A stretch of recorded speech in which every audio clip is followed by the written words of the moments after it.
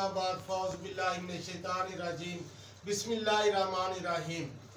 जनाब, मैं अल्लामा ताहिर महमूद अशरफी साहब जो पाकिस्तान उलमा कौंसिल के चेयरमैन हैं, उनकी क़यादत पे भरपूर इत्मीनान का इज़हार करता हूँ और ये मेरे साथी भी उनकी क़यादत पे इत्मीनान का इज़हार करते हैं।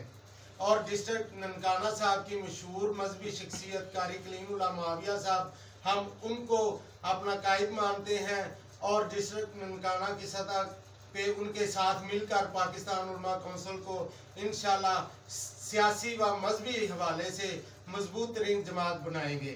हम अपने इदारों पे इत्मीनान का इजहार करते हैं।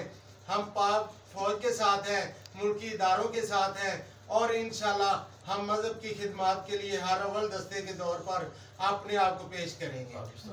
पाकिस्तान जिंदाबाद, पाकिस्तान उलमा कौंसिल जिंदाबाद, कारी कलीमुल्लाह मुआविया साहब जिंदाबाद, अल्लामा ताहिर अशरफी साहब जिंदाबाद, पाक फौज जिंदाबाद।